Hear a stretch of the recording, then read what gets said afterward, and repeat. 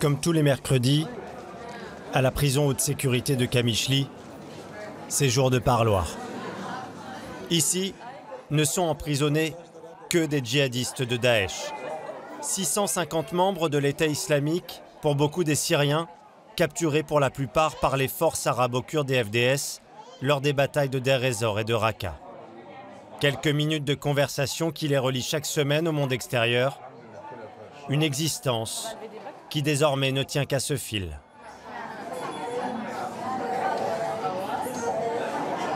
À 24 ans, Abderrahman était l'un des cadres indispensables de l'organisation de l'État islamique. Ce mercredi, le comptable de Daesh patiente avant la venue de sa famille, qui tarde ce jour-là.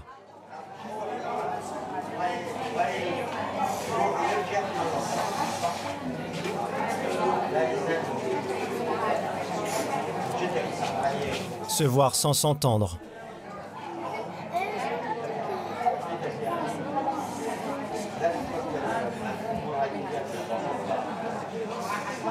Se voir sans se toucher. Condamné par un tribunal kurde, Abderrahman doit rester encore 6 ans et 6 mois en détention. Lui, ses 2 femmes et ses 7 enfants vont ainsi mener des vies parallèles. Chaque semaine suit le même rituel. Sa famille quitte le camp de déplacés où elle a trouvé refuge pour le voir dans cette pièce dépourvue de toute intimité.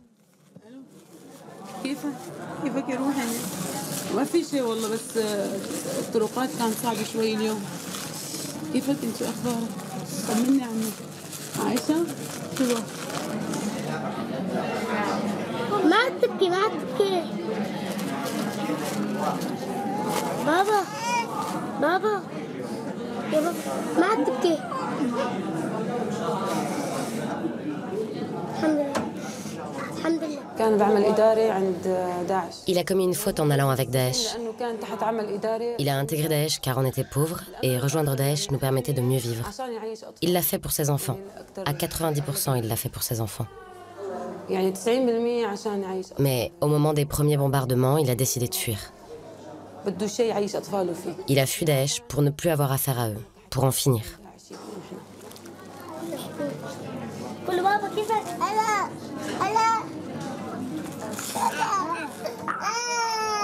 D'abord soldat, il déserte l'armée de Bachar aux premières manifestations. Vous savez, après les manifestations contre le régime de Bachar, beaucoup de gens se sont radicalisés dans les prisons. Quand vous voyez les morts là-bas, c'est normal de devenir salafiste, wahhabite ou djihadiste. Et il y a la torture, qui ne vous laisse pas indemne. Cette violence devait faire de nous des monstres. Abderrahman n'est pas un djihadiste comme les autres. C'était un élément clé de Daesh pour son fonctionnement à Raqqa. De l'eau à la nourriture, jusqu'aux matériaux de construction, il gérait l'approvisionnement pour 100 000 personnes. Il fut des tout débuts de l'État islamique en Syrie, bien avant la proclamation du califat. À la fin, Abderrahman occupait le poste convoité de responsable logistique. Daesh fera sa richesse autant que sa perte. Bien sûr que j'étais avec Daesh. Je les aimais beaucoup. Et aussi, ils m'aimaient bien. Les personnes à qui j'avais affaire, ça se passait très bien. Bien sûr, j'ai reçu beaucoup d'argent de leur part. C'est ça qui me tenait. J'ai eu entre 300 et 500 000 $. J'ai commencé à économiser. Mais je me disais que je ne pouvais pas rester que pour l'argent.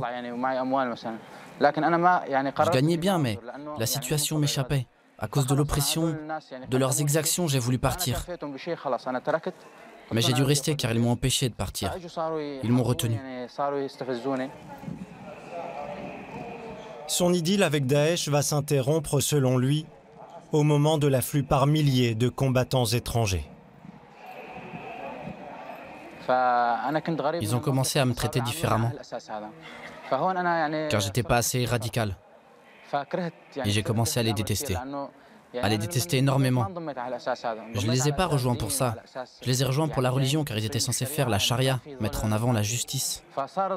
Mais il n'y avait rien de tout cela. Ils ont métamorphosé les gens. Mais c'est allé trop loin. Ils ont fait trop d'erreurs. Je les ai alors détestés. Je suis passé de l'amour à la haine.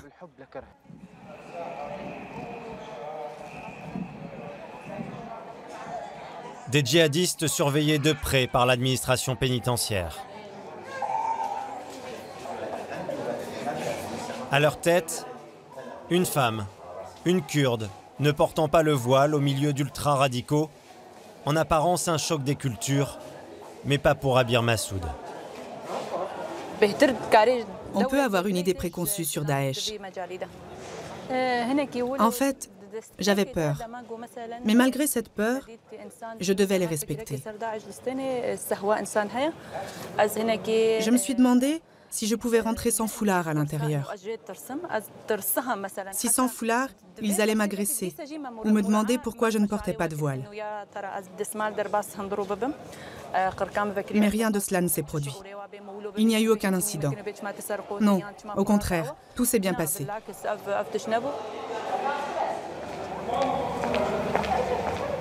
Au cours de ces 2 jours d'immersion, nous aurons l'interdiction de filmer la façade, ses couloirs, ses cellules.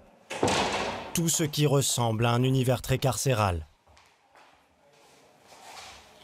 Tout d'abord, nous serons invités à un entretien avec la directrice. Persuadés de l'efficacité de sa méthode de déradicalisation. Quand ils font ce genre de dessins et qu'ils nous les offrent, ça veut dire qu'ils ont déjà fait un grand pas. Pour nous, ça compte beaucoup. Ça, c'est une sorte de cadeau. Et quand des détenus envoient ce genre de cadeau au directeur de la prison, on peut considérer que notre travail a porté ses fruits. Ils prennent conscience que Daesh leur a insufflé des idées sombres. Ici, ils voient de nouveau la lumière et acquièrent une autre compréhension de la réalité. Exemple avec cette femme qui porte une torche. Des djihadistes l'ont dessinée. Ça symbolise une femme libre. Une personne habitée par une idéologie radicale ne sera pas prête à dessiner une femme libre. Ça montre que notre entreprise de rééducation porte ses fruits. Des prisonniers djihadistes dessinant des femmes non voilées, progressistes et kurdes. La scène pourrait prêter à sourire. Mais la déradicalisation en terre kurde ne s'arrête pas là. La direction tient à nous faire une visite guidée dans un endroit pour le moins singulier. Ici, c'est l'aigle des services de sûreté kurdes de Rojava. Et ces 2 branches symbolisent la paix.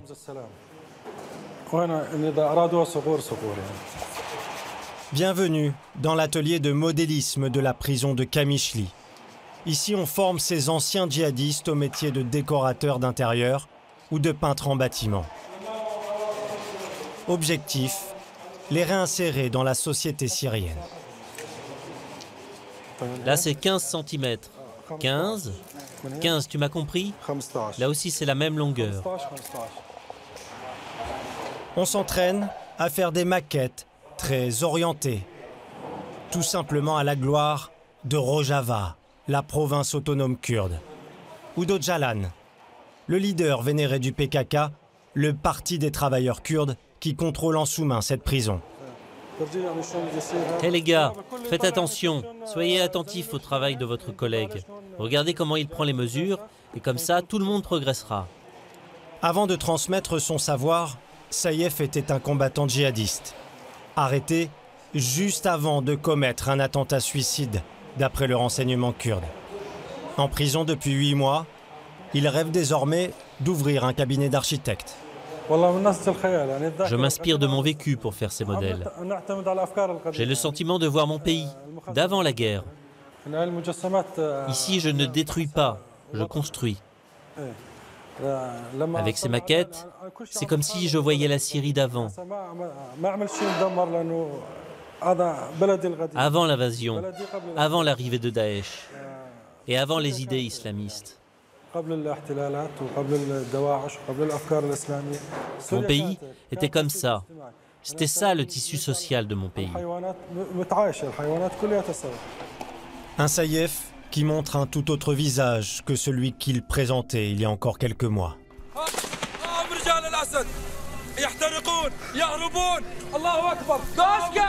3 ans plus tôt, Saïef et ses hommes combattaient les forces du régime de Bachar, avec rage et conviction. Un parcours à l'image de la complexité du conflit syrien. D'abord chez les rebelles de l'armée syrienne libre, puis avec Daesh en 2015. 6 ans de guerre civile ont laissé la Syrie exsangue. Une grande partie des infrastructures est à terre. Le nord-est du pays est de facto contrôlé par les vainqueurs, les Kurdes, des YPG. Ils en administrent les villes, s'imposent comme les garants de la sécurité dans les cités récupérées à l'État islamique, dont les quelques symboles qui restent sont piétinés.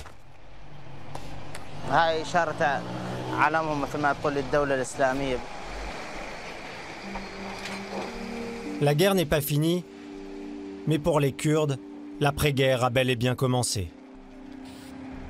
Pour les autorités kurdes, l'enjeu est majeur, à savoir obtenir la reconnaissance internationale tant espérée. Les autorités de la province se positionnent sur le dossier crucial de la gestion des djihadistes. Des combattants dont personne ne veut. La porte-parole des YPG, Nisrine Abdollah, appelle donc à la responsabilité des Occidentaux et des pays arabes. Notre collaboration avec les Occidentaux vise à garder les djihadistes loin de leurs frontières. On rééduque les Daesh, mais on ne sait pas si ça va donner des résultats. Mais ces pays avec qui nous collaborons doivent bien mesurer le risque que représentent ces gens-là. Mais que se passerait-il s'ils étaient relâchés? Ils peuvent être instrumentalisés et se réorganiser chez des pays ennemis à la France, l'Angleterre, les États-Unis. Nos partenaires doivent bien en avoir conscience. Les Occidentaux sont donc prévenus. Les Kurdes de Syrie veulent négocier via les djihadistes prisonniers. En attendant, à la prison haute sécurité de Qamishli, l'écho de la guerre n'est jamais très loin. À l'infirmerie, les combattants blessés dans les différentes batailles font la queue pour être suivis.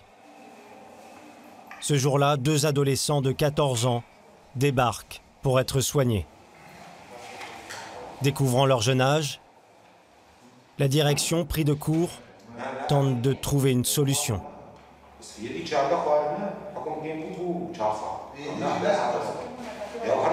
Mahmoud, essaye de trouver des traces de ta famille pour qu'on entre en contact avec eux. Enrôlés de force il y a 6 mois, les 2 adolescents combattaient avec Daesh il y a encore quelques semaines. L'un des 2 a perdu une jambe dans une frappe aérienne à Deir ez-Zor. Le co-directeur de la prison cherche à comprendre comment ils se sont retrouvés à servir de chair à canon à l'organisation de l'État islamique.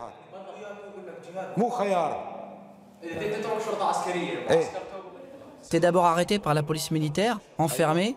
Ah oui. T'es ensuite incarcéré dans un camp qu'on appelle Rédemption. Après avoir subi ces châtiments, on t'envoie après au front. Au front? Ouais, au front. Et bien sûr, tu peux mourir. Et qui décidait sur quel front tu serais envoyé? Contre le régime, contre l'armée libre? Mais tu combattais contre le régime? Non, jamais. Quand le débrief militaire s'invite plus ou moins spontanément à l'infirmerie.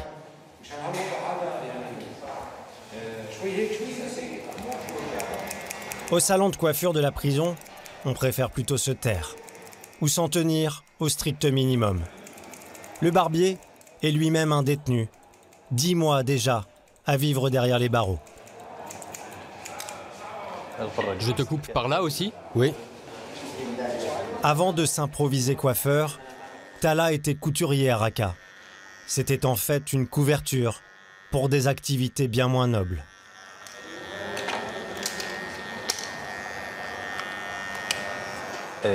J'étais trafiquant d'armes. Oui, trafiquant d'armes. Notre village natal était à la frontière avec la Turquie. Notre métier, c'était la vente d'armes. Jamais dans l'entretien, Tala ne reconnaîtra la moindre vente d'armes à Daesh. Je n'étais pas avec Daesh. Je ne suis pas Daesh. Vous n'y étiez pas? Non. Pourquoi êtes-vous là alors? Je te l'ai dit, je suis vendeur d'armes. Tu vendais des armes pour qui? Pour moi, j'achetais des armes et je les vendais. À qui? Je les vendais en Turquie, à des marchands. De la Syrie à la Turquie? Oui. Trafiquer des armes de la Syrie à la Turquie, un déni de réalité pour les autorités kurdes. Elles assurent pourtant avoir la preuve de sa collaboration avec Daesh. Pour cela, il sera condamné à une peine de prison de 6 ans ferme. Pour autant, pas question de s'appesantir sur ses conditions d'incarcération. Est-ce que je coupe encore par là? Ça va pour vous? Très bien. Le gel, c'est mieux ici? Est-ce que je fais les pattes? Oui. De l'époque où Daesh régnait en maître, Talha va nous livrer un témoignage dérangeant des exactions commises à Raqqa, l'ex-capitale syrienne du califat. Ils ont ramené un de leurs membres. Il était habillé comme eux, barbu. Ils nous ont dit qu'il s'agissait d'un traître, d'un espion. C'était pourtant un des leurs, un homme de Daesh. Ils l'ont ramené. Ils ont attaché sa tête sur le billot. Ils lui ont enlevé sa chemise et sa tenue pakistanaise. Puis l'un d'eux a pris une hache et l'a frappé au cou. Mais le bourreau a dû s'y reprendre à 2 fois pour le décapiter. Ils ont dit que c'était ainsi qu'il fallait punir les traîtres. Ils criaient de joie. Et jamais il ne condamnera ces exactions.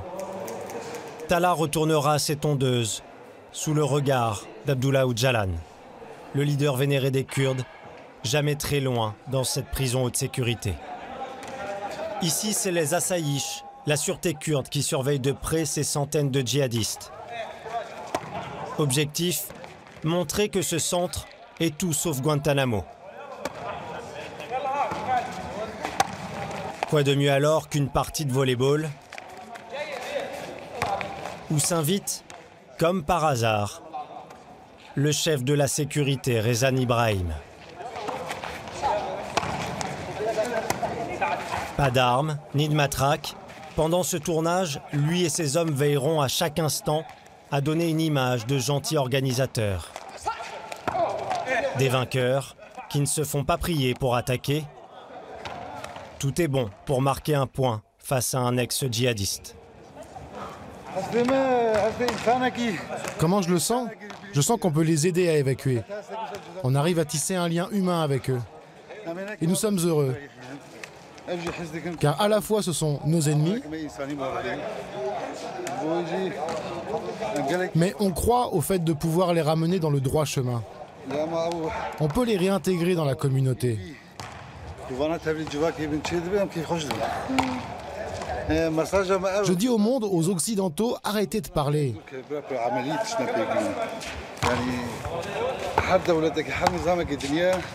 Combien de pays, de systèmes brandissent des slogans, se proclament démocrates, défenseurs des droits de l'homme, mais ne le sont pas. Ce ne sont que des paroles. Mais s'ils faisaient ce que l'on fait, on irait de l'avant et on pourrait résoudre beaucoup de choses. Donner sa chance aux détenus d'être un homme nouveau. Vœu pieux ou propagande? Peut-être un peu des deux. Combattre la radicalité en retournant en classe, l'éducation ou plutôt la rééducation, les autorités kurdes en font un point d'honneur de leur programme idéologique. Chaque jour pendant un mois, cette vingtaine de djihadistes assistent à des cours. La science ne doit pas se contenter d'une étude partielle, mais elle doit tout traiter, tout englober. La science, une obsession dans le discours du PKK, le parti des travailleurs kurdes qui contrôle cette prison via le mouvement des YPG. Un cours de science pour autant très peu académique. Le but n'est pas de transmettre en tant que tel du savoir. Avant le début de la guerre, ce professeur était un ancien décorateur d'intérieur. Il y a une théorie astronomique qui dit que quand le Soleil se lève, les étoiles disparaissent, et ainsi que les autres planètes et la Lune. Et cette même théorie est utilisée par les systèmes autoritaires et répressifs.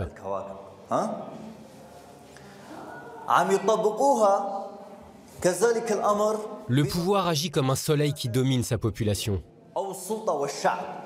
Alors le peuple, comme la Lune, n'a pas droit au chapitre, et il est rendu invisible par le pouvoir.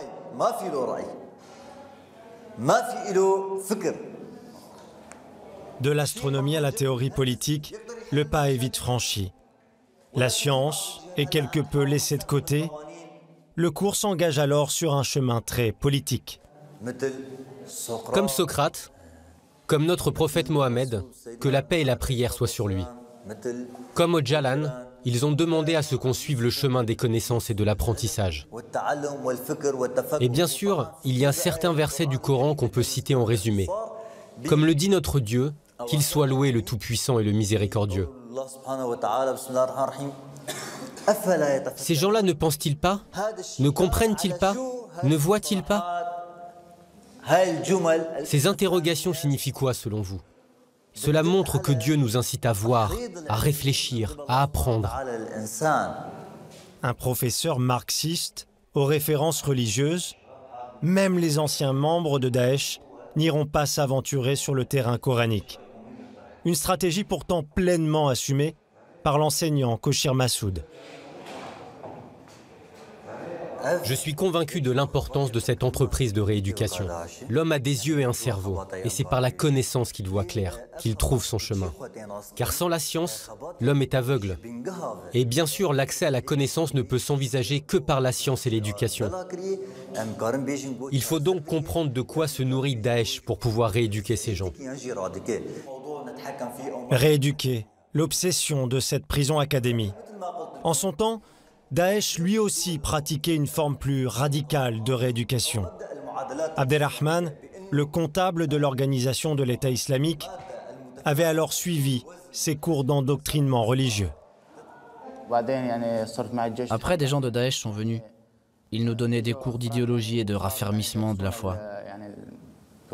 Ils nous ont dit qu'au départ, ils ne voulaient pas imposer la religion par la force. Mais très vite, leur objectif s'est révélé au grand jour. La religion était leur obsession. Et pour des sunnites comme nous qui avions souffert du régime de Bachar, il était facile de nous amener sur ce terrain-là. Au début, ils nous ont donné des formations et des cours de charia, des cours théoriques. Comment on doit se comporter, comment on doit construire cet État islamique. Après, la théorie a disparu. Il n'y a eu que des combats. Est-il possible ainsi de se déradicaliser? En tout cas, les autorités kurdes iront loin dans la promotion d'une prison prétendument à visage humain. Elles iront même jusqu'à mettre en scène ces embrassades familiales, autorisées exceptionnellement à l'occasion de notre présence.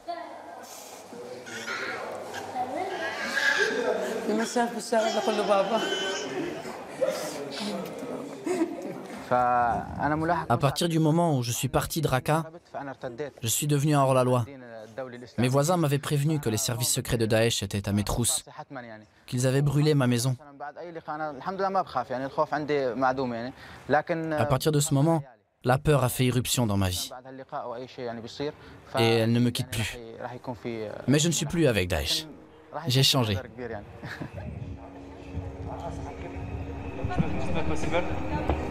Alors que nous souhaitions interroger Abdelrahman dans sa cellule, la direction a préféré mettre fin à ce tournage.